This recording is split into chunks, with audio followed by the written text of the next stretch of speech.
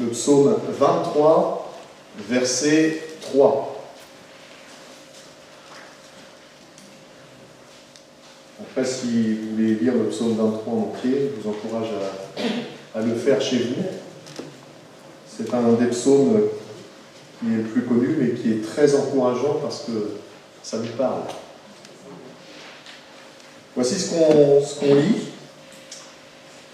Il, donc on parle ici de l'Éternel, le bon berger, il restaure mon âme, il me conduit dans les sentiers de la justice à cause de son nom. Amen. Amen. Alors je vais vous relire ce verset-là dans la version Parole de vie. Il me rend des forces. Il me guide sur le bon chemin pour montrer sa gloire. Amen. Amen. J'aimerais vous parler ce soir de restauration. Et comme la version Parole de vie nous le traduit de cette manière, de nous rendre des forces.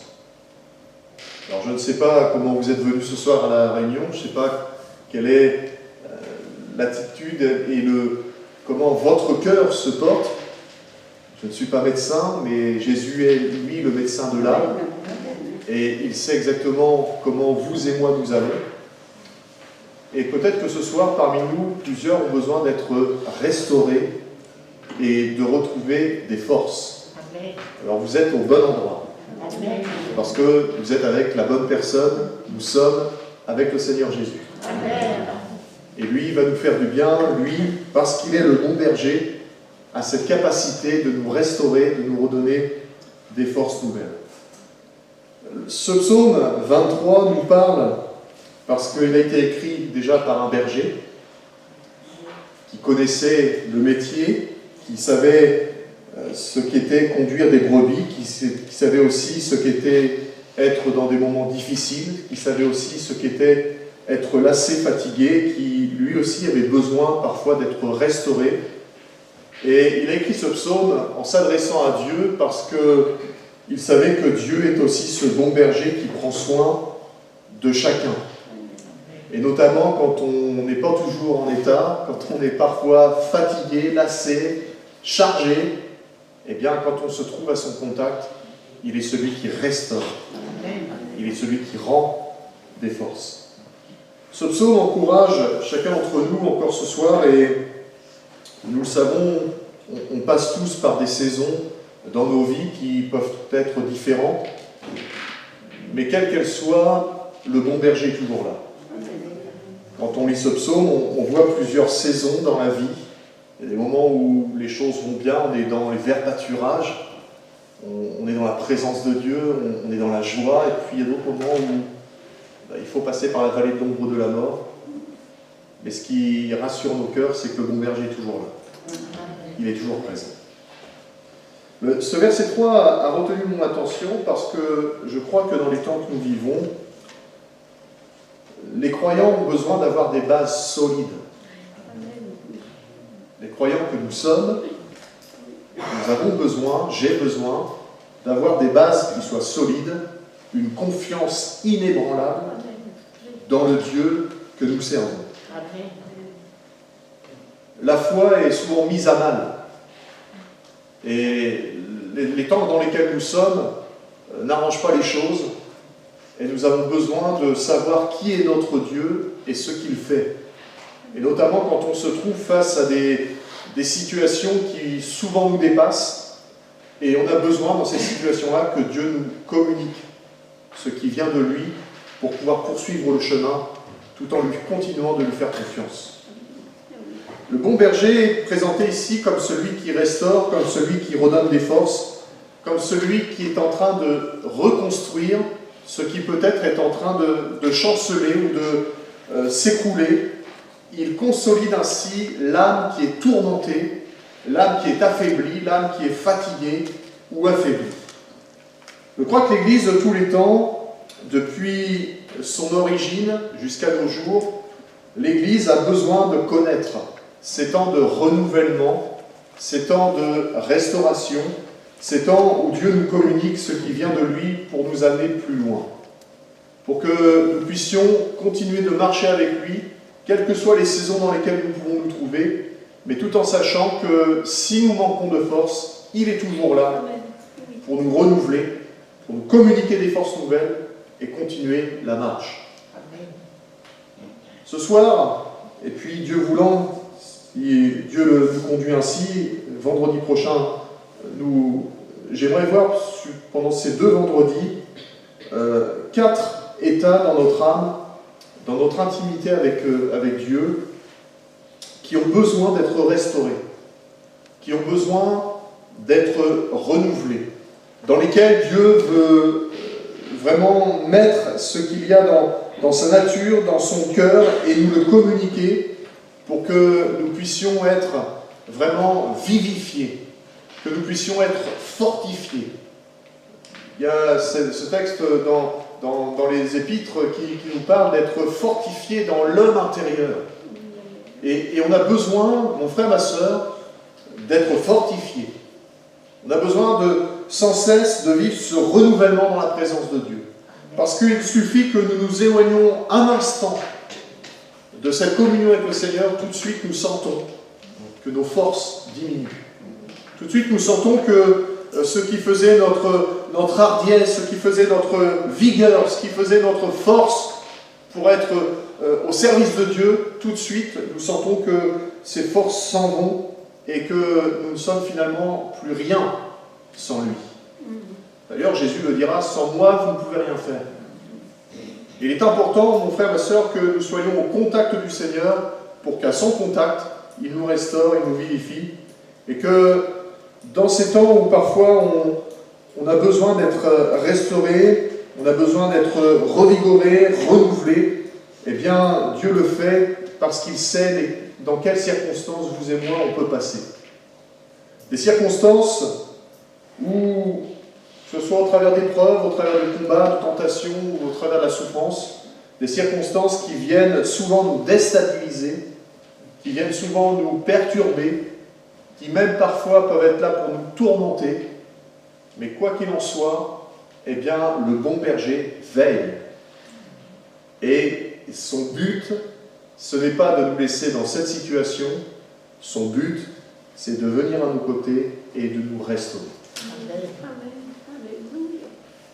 Je crois que, mon frère, ma sœur, si peut-être tu es venu fatigué, chargé, découragé ce soir, il est grand temps que tu sois restauré et que tu retrouves des forces nouvelles. Et comme je le disais tout à l'heure, tu es au bon endroit, tu es au bon moment. C'est maintenant que le Seigneur veut agir de cette manière dans nos cœurs.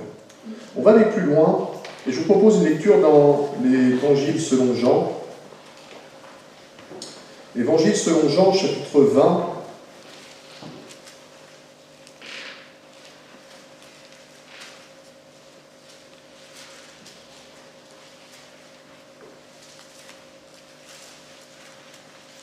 Et si cela ne vous dérange pas, on va lire le chapitre en entier.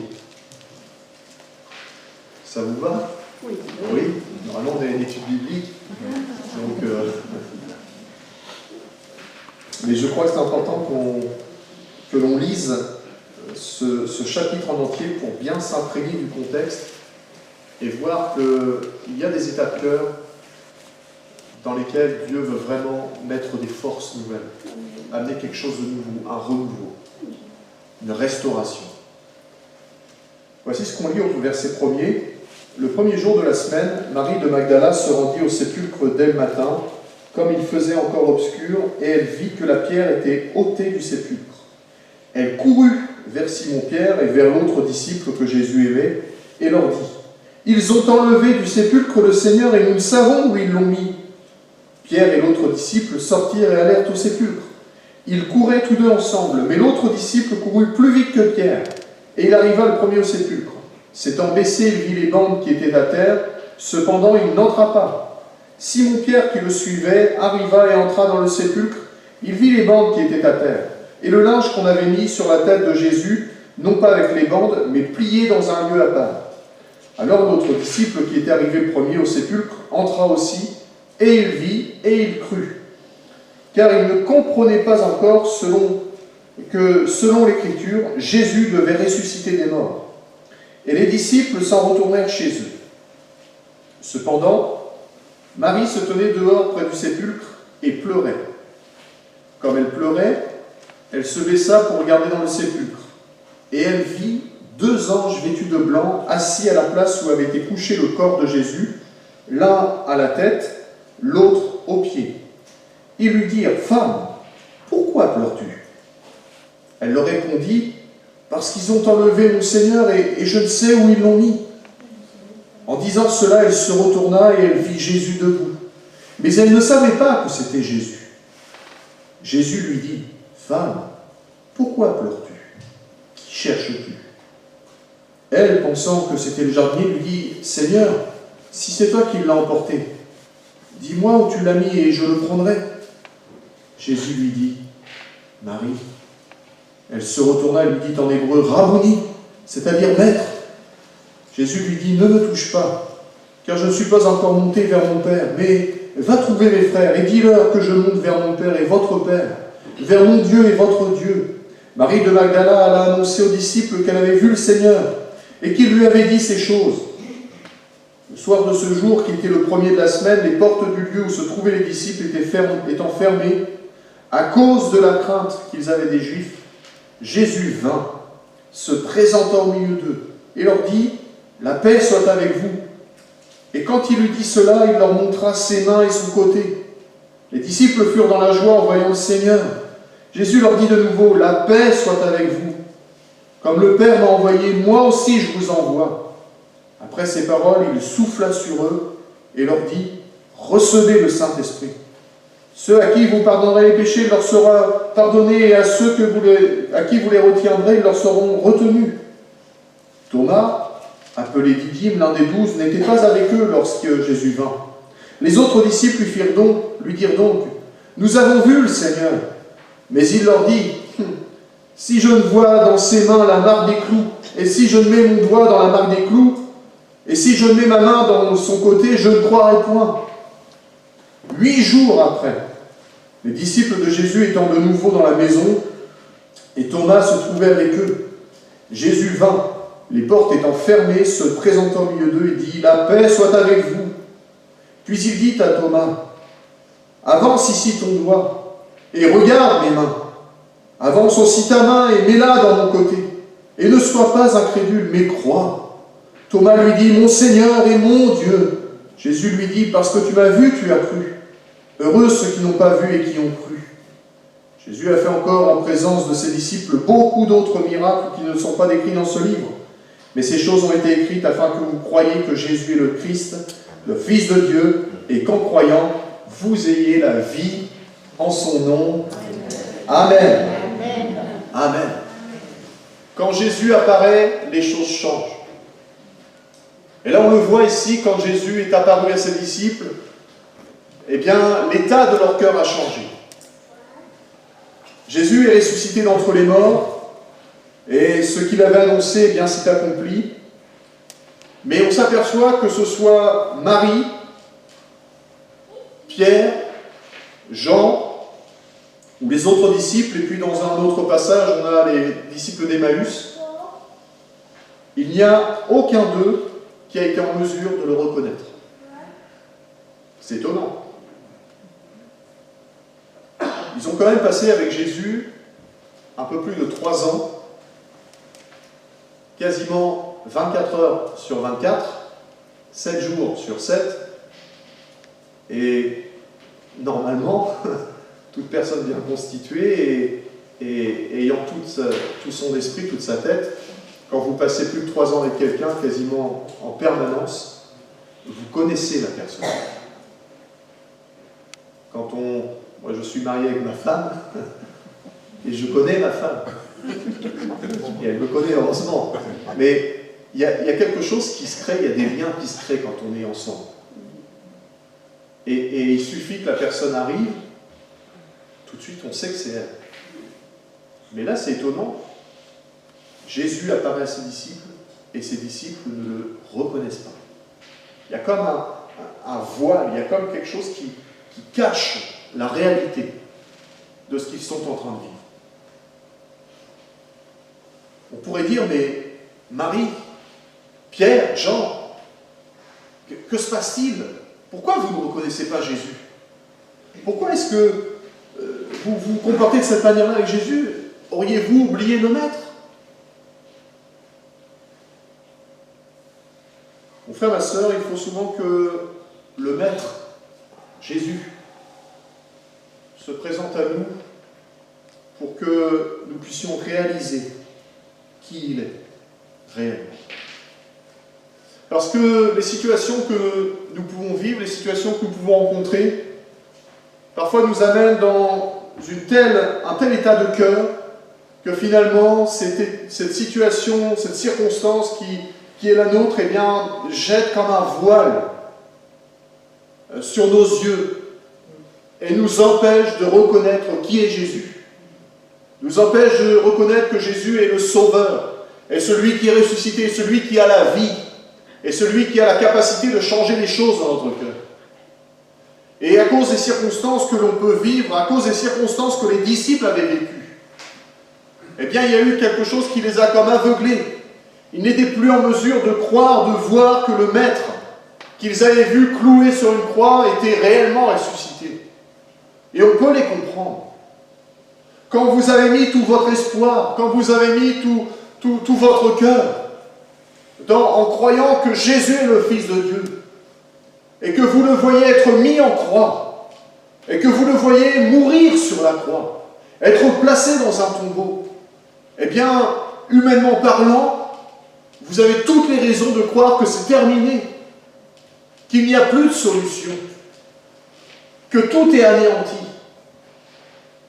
Et parce que l'on croit cela, parce qu'on se laisse aveugler par cela, eh bien, même si le Maître revient d'entre les morts et se présente à nous, eh bien, parce que nous sommes aveuglés par les circonstances, comme les disciples, ils n'ont pas pu le reconnaître. Bien souvent, mon frère, ma sœur, dans ce que vous et moi on peut vivre, il y a des déceptions, il y a des espoirs anéantis, il y a des rêves brisés, il y a des échecs qui sont tellement conséquents dans nos vies. Parfois même la défiance de nous-mêmes, la confiance qui a été trahie. Et bien à cause de ces choses-là, il y a comme un voile qui se met devant nous et qui nous empêche de voir Dieu, de voir la réalité de ce que Dieu peut changer réellement ces situations-là. Et quand tout semble mort, quand tout semble terminé, quand il semble ne plus y avoir d'issue, quand tout semble complètement anéanti, plus aucun espoir, eh bien nous sommes comme aveuglés, comme dans le brouillard. Et peut-être que c'est ce que tu vis, mon frère, ma sœur, ce soir.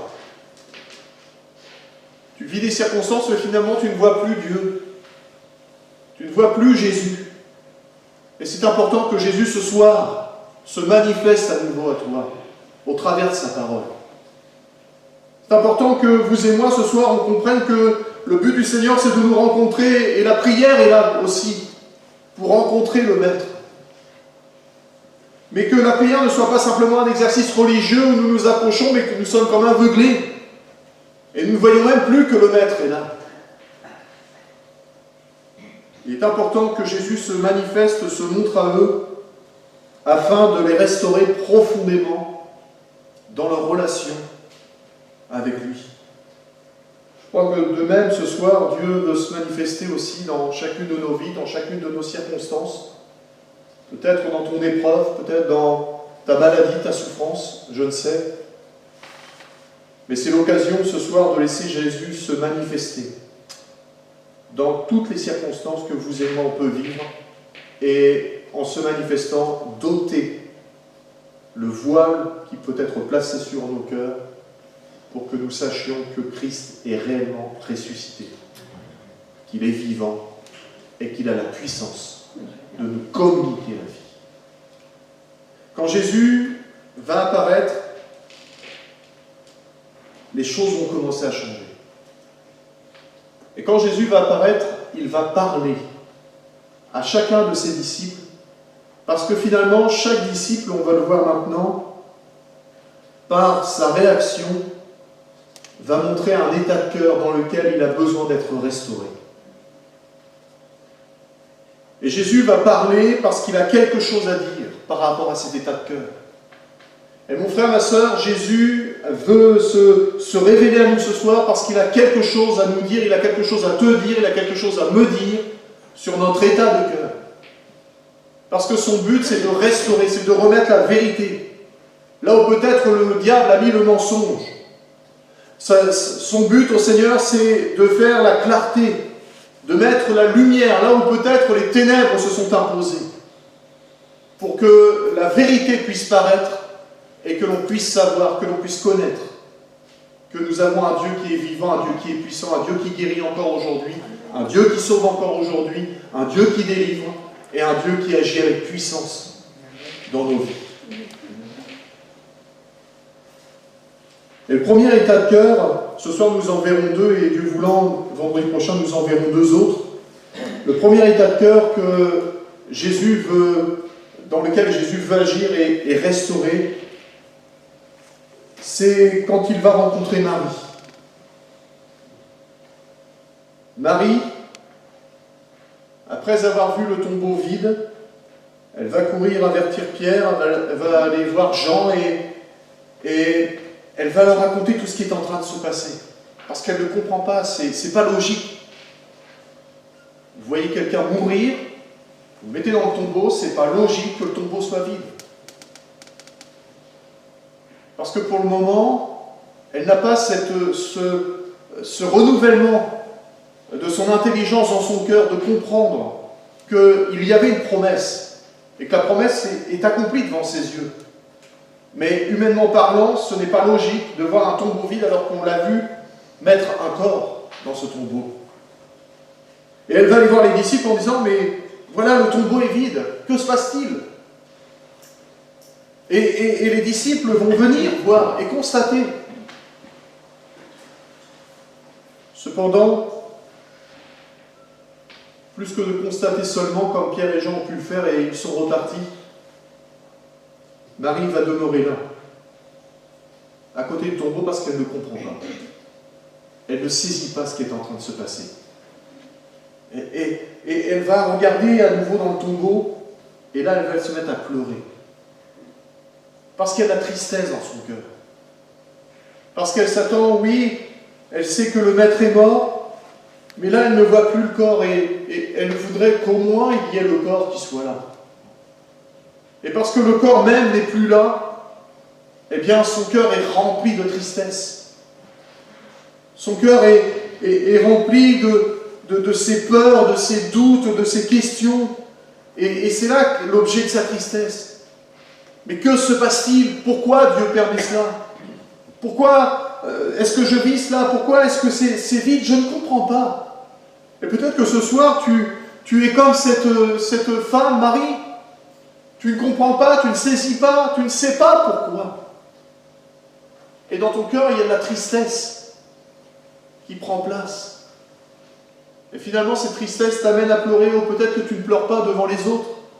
Et quand tu te retrouves tout seul, face à toi-même, face à Dieu, tu pleures. Et 2 fois la question va lui être posée. Femme, pourquoi pleures-tu?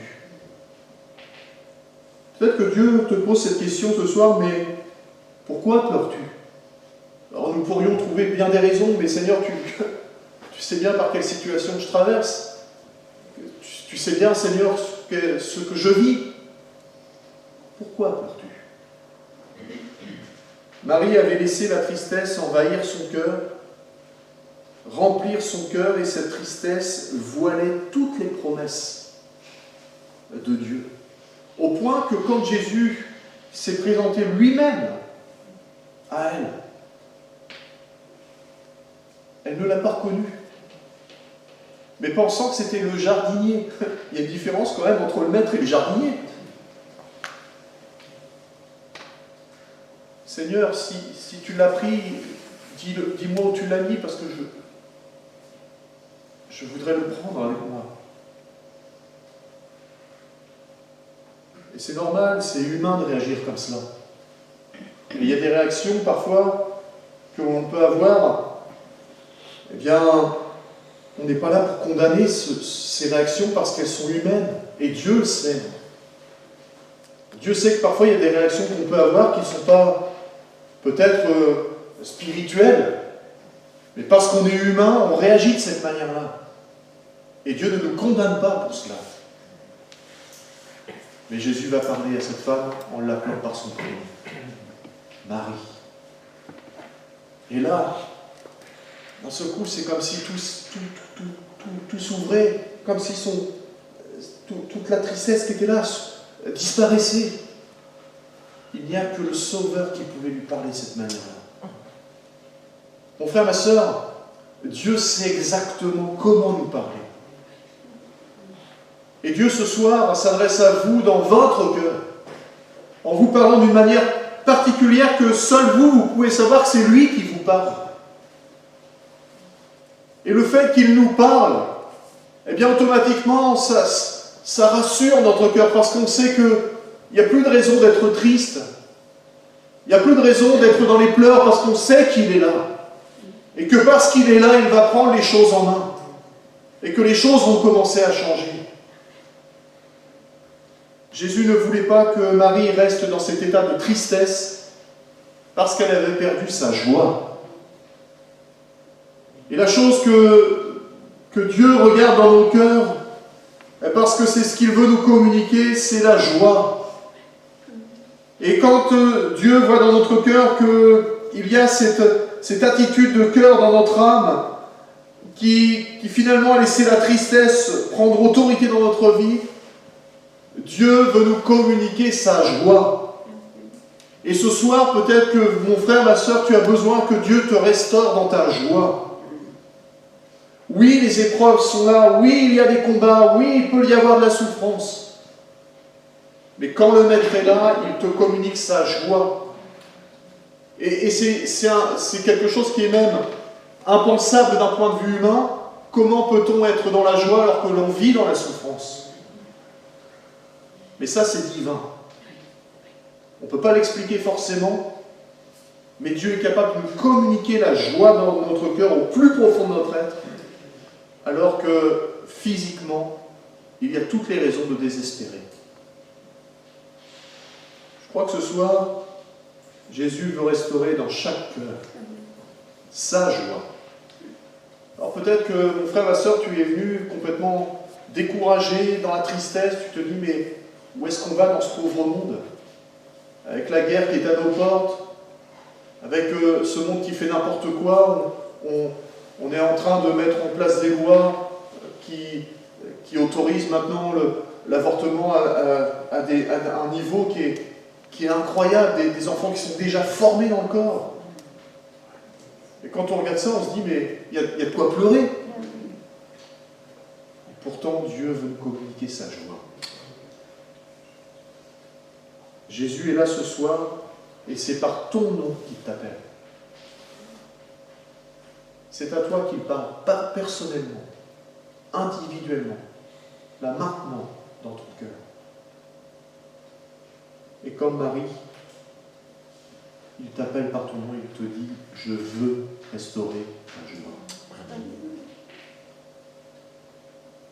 Il y a un deuxième état de cœur que Jésus veut restaurer aussi.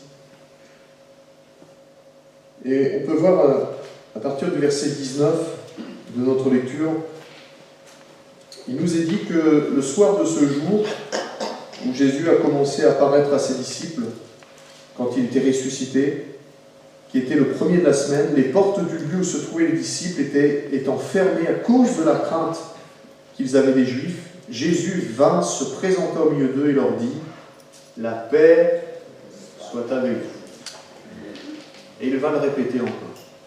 « La paix soit avec vous. » Et quand Thomas reviendra une autre fois, parce qu'il était absent à ce moment-là, Jésus reprononcera encore ces paroles, « La paix soit avec vous. » Dieu ne se répète pas inutilement.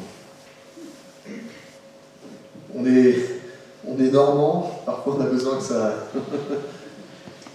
de nous répéter. Comme on dit souvent, on comprend vite, mais il faut nous expliquer longtemps. Jésus aime répéter, parce qu'il sait que c'est important. La paix soit avec vous. Ce soir, il y a des personnes au milieu de nous qui ont besoin d'être rétablies dans leur paix. Les disciples, ayant vu que Jésus était mort, et puis ont surtout vu comment les Juifs, avec les religieux, s'étaient comportés à l'égard de Jésus, ils se sont dit, si jamais on continue de dire qu'on est chrétien, qu'on est disciple de Jésus, eh bien on va subir le même sort. Et je ne sais pas pour vous, mais on n'a pas envie forcément de s'exposer dans ces moments-là, surtout que le Maître lui-même est mort. Et ils étaient dans la crainte. Ils s'étaient enfermés. Le lieu dans lequel ils étaient étant fermé. C'est-à-dire que c'est comme si ce soir, là, on était à La Réunion et qu'on barricadait toutes les portes, on fermait les volets, pour pas que ceux qui sont à l'extérieur sachent qu'on est là. Parce qu'ils étaient dans la crainte.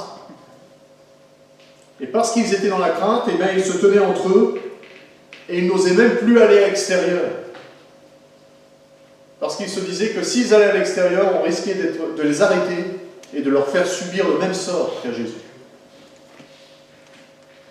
Jésus va aller les trouver là où ils sont et va passer au travers de ces portes qui sont fermées. Leur cœur s'était laissé remplir par la crainte. Et l'origine de cette crainte pouvait être fondée, cependant, parce qu'il l'avait laissé prendre autorité dans leur vie, elle leur avait fait perdre paix dans toutes les paroles que Jésus avait prononcées et toutes les promesses que le Seigneur avait données. Et cette crainte les avait aveuglés quant à la sécurité que Dieu lui-même était pour eux. Combien de craintes, combien de peurs peuvent souvent nous assaillir et l'ennemi de notre âme, le diable, sait utiliser cette arme. Parce qu'il sait que si nos cœurs sont remplis de crainte, la crainte a un seul objectif, c'est de paralyser, d'immobiliser et de contraindre les personnes qui sont assises dans la crainte à ne plus bouger, à se renfermer sur elles-mêmes et à désespérer. Et c'est ce que les disciples étaient en train de vivre. L'ennemi de notre âme sait que si nous ne refusons pas la crainte, mais que nous la laissons prendre autorité dans notre vie et s'ancrer dans notre vie, eh bien, elle va avoir son effet comme un poison qui va nous paralyser et qui petit à petit va nous mener vers une séparation de la communion avec Dieu, parce que nous n'allons plus regarder à Dieu, mais nous allons regarder aux circonstances et ainsi entrer dans la désespérance. Et cette crainte va nous paralyser non pas seulement pour notre vie personnelle, mais elle nous paralyse aussi dans notre service au sein de l'Église. Elle nous paralyse aussi dans notre amour pour Dieu et pour les autres. Parce que finalement, quand la crainte prend autorité dans notre vie, nous ne regardons plus ce qui se passe autour, nous regardons à l'intérieur de nous. Et nous nous barricadons, nous nous enfermons. Parce que nous avons peur de ce qui peut arriver. Et parfois, ces peurs ne sont même plus justifiées.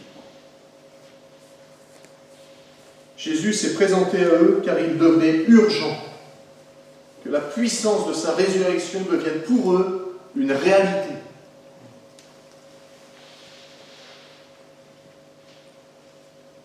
Et qu'elle puisse retrouver cette réalité par la paix de Christ. La parole de Dieu nous dit que Jésus est le prince de la paix.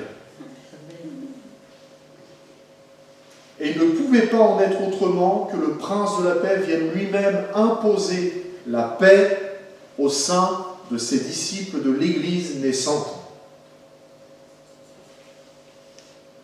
Au lieu de la crainte face aux circonstances, face à ceux qui s'opposent, peut-être à toi, mon frère, ma sœur, ce soir, il y a un choix à faire. Soit je laisse la crainte prendre autorité dans ma vie, soit je laisse la crainte m'emmener vers un désespoir complet, ou soit je choisis de laisser Jésus venir me rencontrer, se révéler à moi, et parler à mon cœur, et me dire la paix soit avec toi. Il y a une réalité spirituelle qui souvent nous échappe, c'est que Dieu habite dans notre cœur. Vous savez ça? Amen. Vous croyez? Amen. Amen. Alors on ne le comprend pas toujours parce que c'est difficile de comprendre qu'un Dieu si saint, si pur, si parfait, habite en nous, et finalement nous ne sommes pas si purs, si parfaits, si bons que cela. Mais Dieu choisit d'habiter en nous. Et parce qu'il habite en nous, il change, il transforme ce que nous sommes. Si nous ne sommes pas changés, s'il n'y a pas de changement, il faut se poser des questions. Parce que si Dieu habite dans notre cœur, automatiquement il y a quelque chose qui se passe. Et si le prince de la paix habite dans mon cœur, eh bien automatiquement, il va me communiquer ce qu'il est lui, le prince de la paix. Et si je laisse le prince de la paix agir dans mon cœur, eh bien petit à petit, la crainte va être obligée de partir. Parce qu'il est le prince de la paix, il impose son règne de paix dans mon cœur. Et mon frère, ma sœur, peut-être que ce soir, tu as besoin d'être restauré dans ta paix. Tu as laissé les circonstances, tu as laissé la souffrance, tu as laissé les événements qui sont autour de toi, ce que tu vois, avec tes yeux de la chair, perturber ton cœur au point d'amener de la crainte au-dedans de toi. Mais tu as besoin ce soir de prendre conscience, comme j'ai besoin de prendre conscience davantage, que en moi, en toi, habite le prince de la paix, et que parce qu'il est le prince de la paix, il communique aussi sa paix. Quand il dit « la paix soit avec vous », ce n'est pas simplement des paroles comme les dirigeants de notre monde peuvent le faire. Il dit « la paix soit avec vous » parce qu'il est lui-même la paix. Il est lui celui qui est capable de chasser les craintes, de chasser les peurs, de chasser les doutes, de chasser le désespoir. Et on le voit, il va même souffler sur ses disciples pour qu'ils reçoivent la puissance de Dieu, le Saint-Esprit. Et quelques temps après, quand Jésus va être enlevé dans le ciel, le Saint-Esprit va venir et va leur donner cette force, cette puissance d'être des témoins efficaces. Et Pierre, qui peut-être tremblait dans la chambre avant, eh bien, au moment de la Pentecôte, va être capable de sortir dans la rue et de dire « Hommes, frères, repentez-vous » parce que la paix de Dieu les a saisis et que le Saint-Esprit leur a été communiqué. J'aimerais conclure par ce texte de Jean, au chapitre 14, verset 27. Jésus qui dit « Je vous laisse la paix, je vous donne ma paix.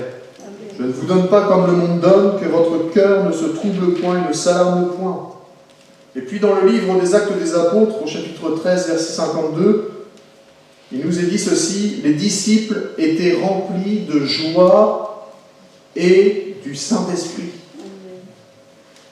Alors Dieu voulant, nous poursuivrons la semaine prochaine pour voir deux autres états dans lesquels Dieu veut amener de la restauration dans nos vies, mais que ce soir on puisse retenir ceci, c'est que Dieu veut nous renouveler et nous restaurer au milieu de son Église dans la joie et dans la paix. Même si les épreuves, même si les combats et tentations peuvent nous assaillir, et nous n'en sommes pas exempts, mais Jésus, le prince de la paix, le roi des rois, le Seigneur des seigneurs, nous appelle à la joie et à la paix.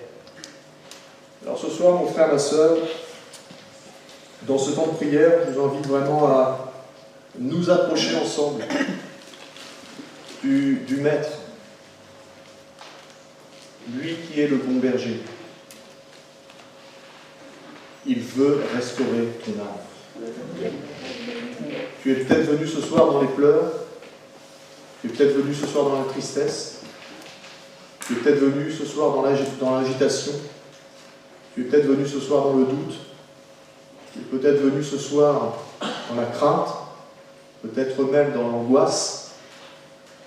Eh bien, Dieu veut restaurer notre joie et Dieu veut restaurer notre paix.